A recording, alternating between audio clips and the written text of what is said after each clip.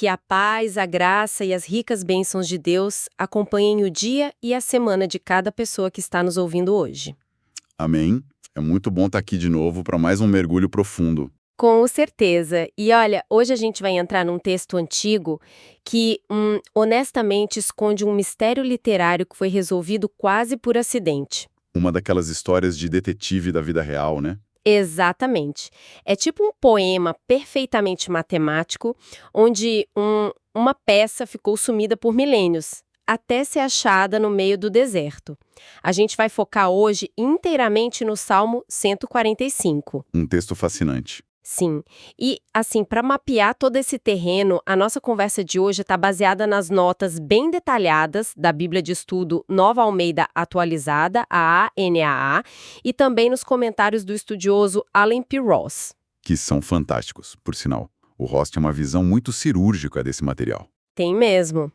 E a nossa missão aqui, o nosso objetivo hoje, é entender por que esse texto específico funciona como uma espécie de chave mestra, sabe? A porta de entrada para a grande doxologia final do livro dos Salmos. E esse é um ponto de partida excelente.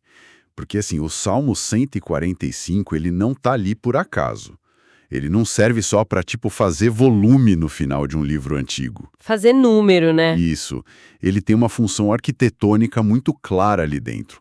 A ideia é decodificar como esse texto foi posicionado propositalmente para abrir essa explosão final de louvor. E é uma explosão mesmo. Sim, a gente vai olhar para a engenharia por trás das palavras e, o que eu acho mais vital, extrair as implicações sobre o caráter de Deus que o autor decidiu registrar ali. E começando por essa anatomia do texto, é interessante notar que a própria estrutura já quebra os padrões. Totalmente. De todos os 150 salmos, este é absolutamente o único que carrega aquele título específico de hino de louvor, ou louvores de Davi. O único. O que é bem curioso num livro focado em adoração. Exato.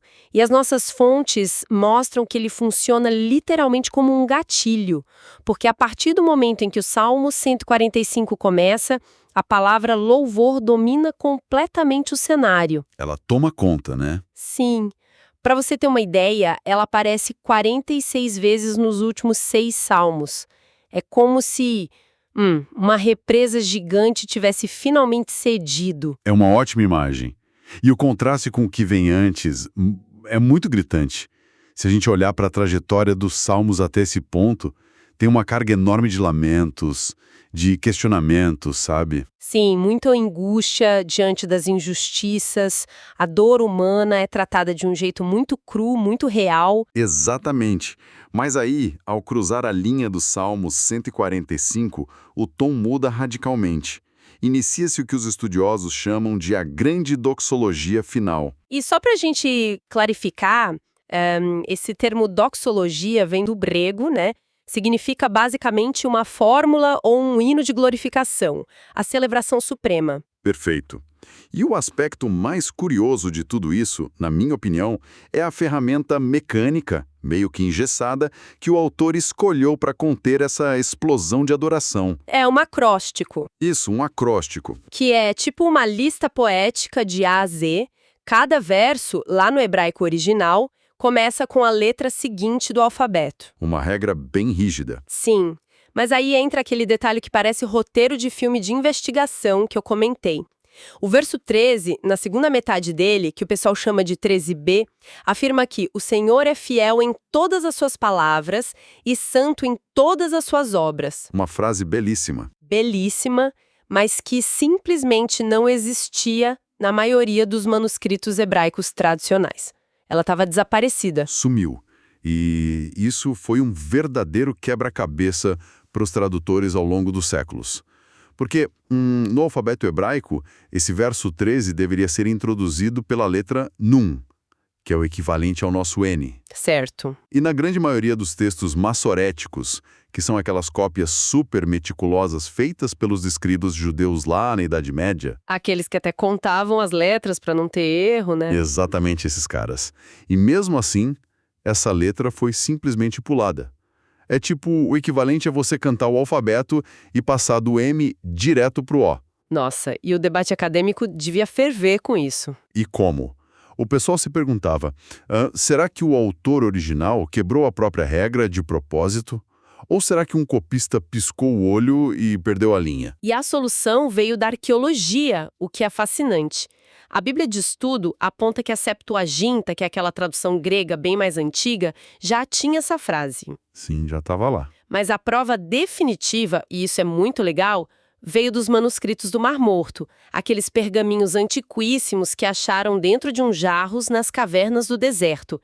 E o verso com a letra Nun estava lá o tempo todo. Incrível como a história se revela, né? A estrutura original era matematicamente perfeita. Era. Mas aí, eu vou assumir o papel de advogada do diabo aqui, porque a gente precisa questionar essa perfeição. Manda bala. Porque, pensa bem, impor uma regra poética tão rígida a si mesmo, de ter que encaixar cada linha obrigatoriamente na próxima letra do alfabeto, isso não transforma o louvor numa tarefa meio burocrática? Entendo o seu ponto.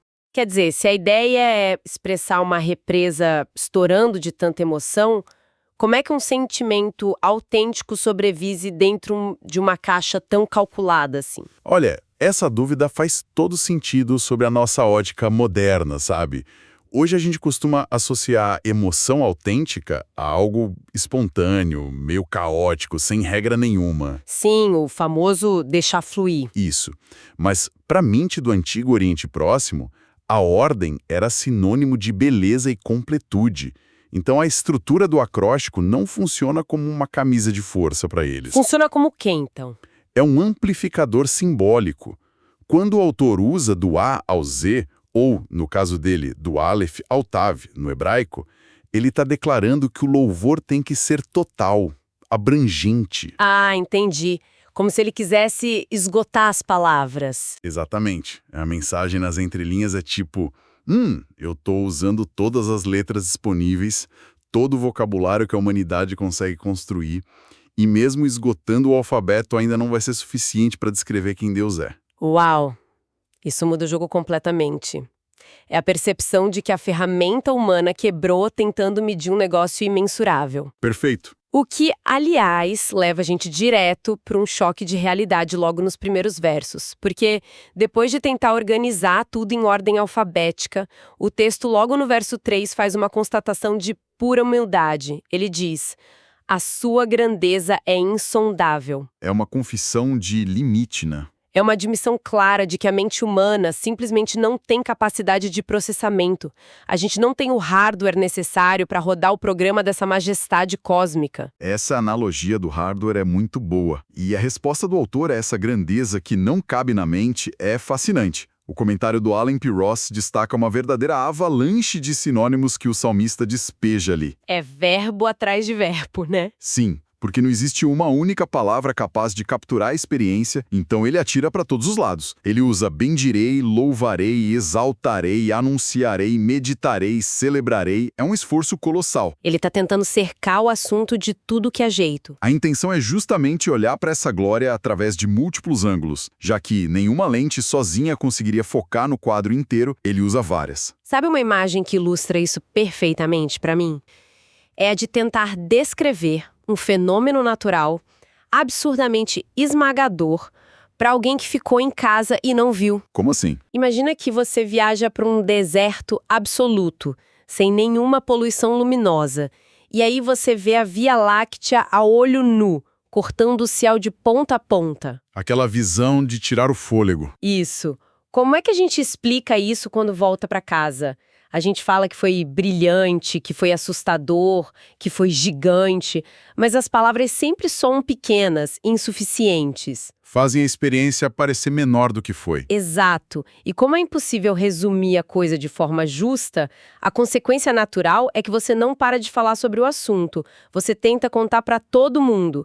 E é justamente o que o Salmo propõe logo em seguida. Ele diz: uma geração louvará a outra geração as tuas obras. A tarefa tem que ser passada adiante. E esse revezamento entre as gerações é central na análise do Ross. Ficou evidente ali que a magnitude dessas ações divinas, o que o texto chama de poderosos feitos e glorioso esplendor, não pode ser contida na duração de uma única vida humana. 80, 90 anos não dão conta. Não dão conta. Não são suficientes para esgotar a meditação sobre o Criador.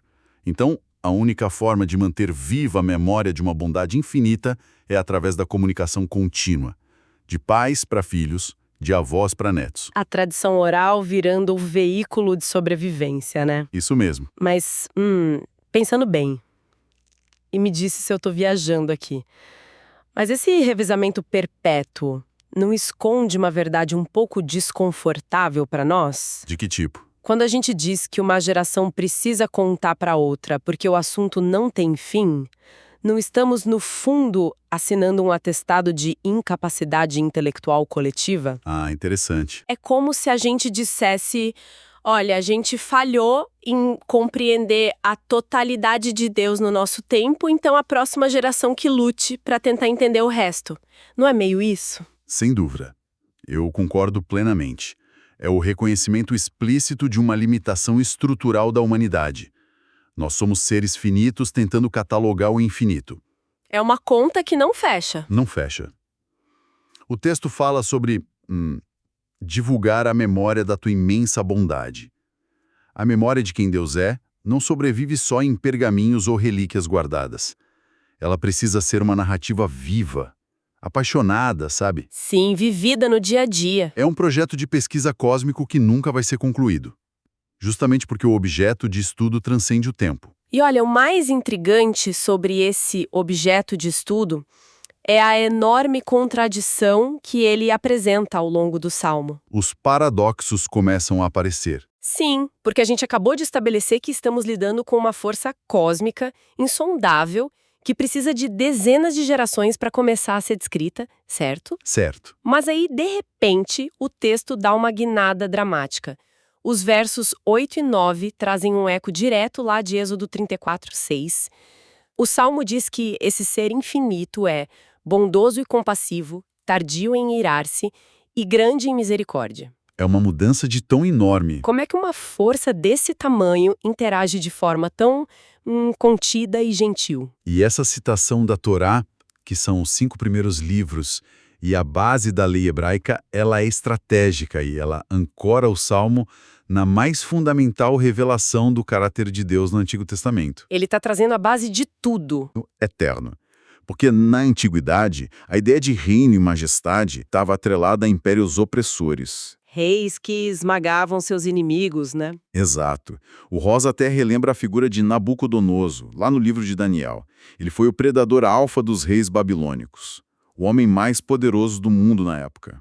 E que teve um fim bem complicado. Sim, ele precisou enlouquecer e perder absolutamente tudo para aprender que o domínio dele era só poeira perto de um reino que atravessa as gerações. E a diferença entre esses reinados humanos e o de Deus é muito nítida aqui.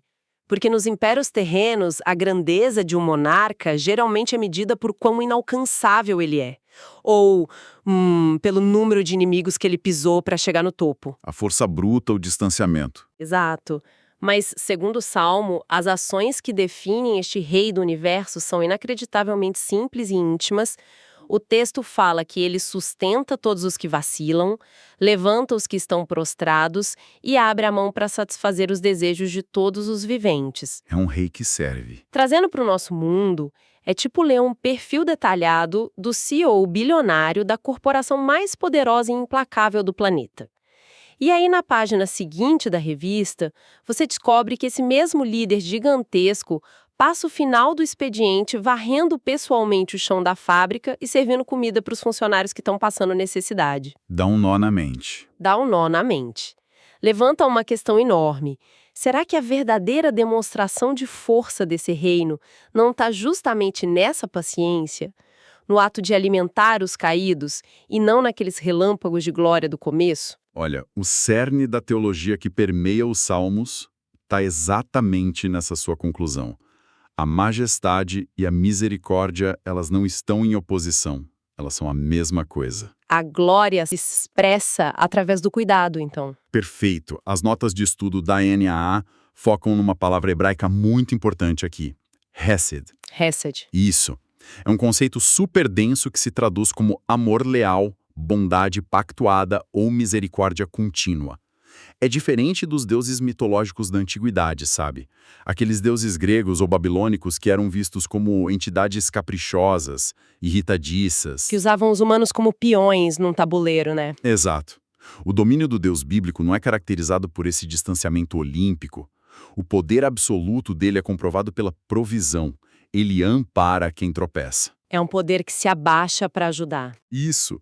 A fundação que sustenta a realeza divina é, paradoxalmente, a atenção dedicada à fraqueza extrema das suas criaturas. É uma mudança de perspectiva que desorienta qualquer leitor desatento. Porque o mesmo ser formidável que exige séculos de relatos para ser vagamente compreendido é aquele que para tudo para prestar atenção num passarinho com fome ou numa pessoa que tropeçou e caiu.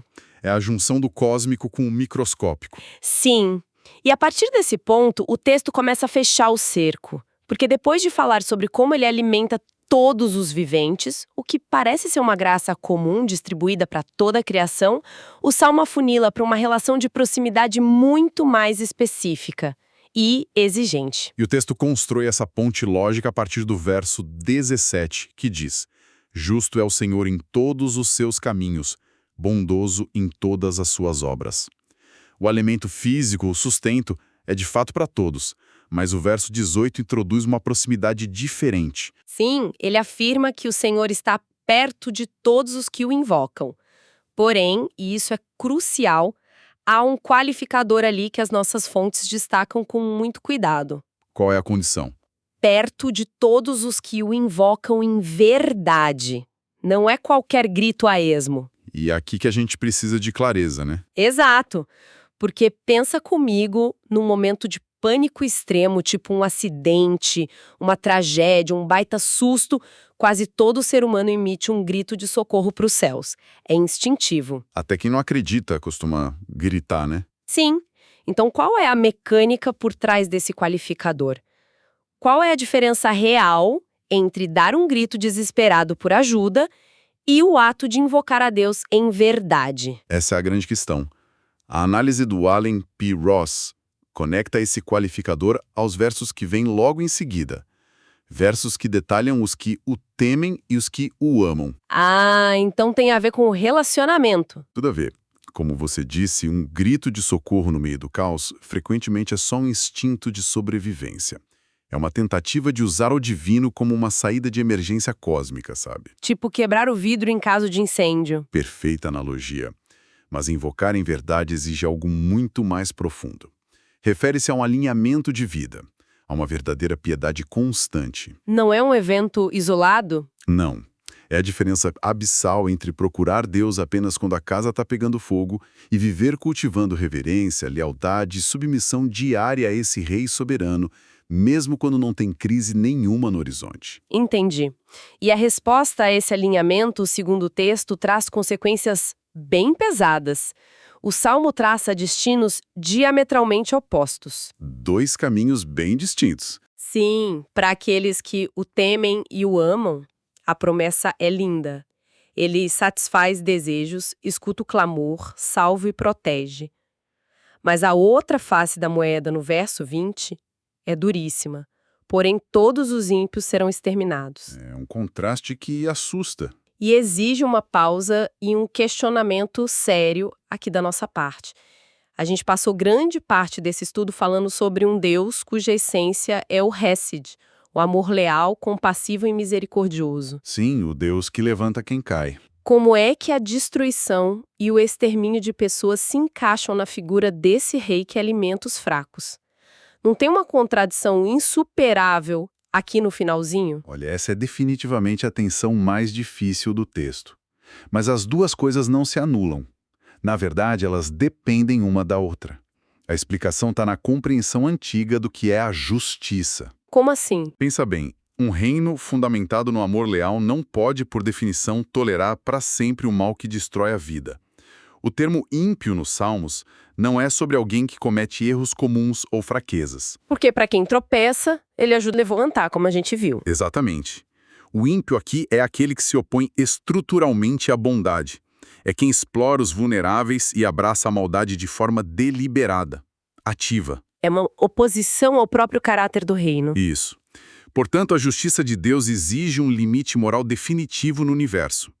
O amor puro seria só um sentimentalismo vazio se não houvesse uma garantia de que o mal e a opressão vão ser finalmente erradicados da criação. Faz muito sentido. A salvação para quem ama a Deus implica necessariamente na eliminação daquilo que ameaça destruí-los. Nossa, tudo se conecta de um jeito impressionante. O texto leva quem está lendo para uma jornada quase absurda, né? É uma montanha-russa teológica. Começa com aquela tentativa meio frustrada de usar todo o alfabeto hebraico para descrever o indescritível. Aí passa pela constatação de que a gente precisa da ajuda de todas as gerações passadas e futuras para tentar entender essa grandeza. O revezamento infinito. Sim. Depois, ele quebra as nossas expectativas, mostrando que essa majestade cósmica se revela servindo comida aos caídos, não esmagando impérios. E conclui que essa bondade infinita também é a garantia de que a justiça final vai ser feita. É um arco narrativo completo. Completíssimo, e é por isso que aquele apelo final, lá no verso 21, pedindo que todos os seres vivos louvem o seu santo nome, ele não soa como uma ordem autoritária de um ditador. De jeito nenhum. Soa como a única reação lógica, a única reação sensata diante de todo esse panorama. Exato. O louvor, no final dessa análise toda, ele se revela não como um dever imposto por um déspota celestial que está carente de atenção. É um transbordamento. É o transbordar inevitável diante da verdade. E, sabe, se a gente puder destilar todo esse material que a gente cobriu hoje numa reflexão final para quem nos escuta, o que emerge do Salmo 145 é um pensamento profundamente comovente. Compartilha com a gente. O maior paradoxo de toda essa poesia não é a constatação de que a nossa mente é incapaz de processar os limites do Criador. Isso a gente até já desconfiava. Sim, a finitude tentando entender o infinito. O verdadeiro mistério, aquele que deveria fazer a gente parar de respirar por um segundo, é que esse ser de proporções imensuráveis, que governa um reino que sobrevive a impérios e resiste a milênios, é perfeitamente capaz de ouvir, no meio de todo o ruído caótico do universo, a voz solitária e frágil de um único ser humano. Desde que essa voz decida invocá-lo em verdade. Exatamente. Aquele que sustenta galáxias escuta o sussurro sincero. É uma constatação avassaladora. Uma grandeza imensurável, unida a uma atenção intimamente cuidadosa com cada batida de coração sincero. Que essa imagem de um poder absoluto que se expressa através do amparo e da misericórdia acompanhe cada mente que fez esse mergulho profundo com a gente hoje. Que Deus abençoe todos os ouvintes.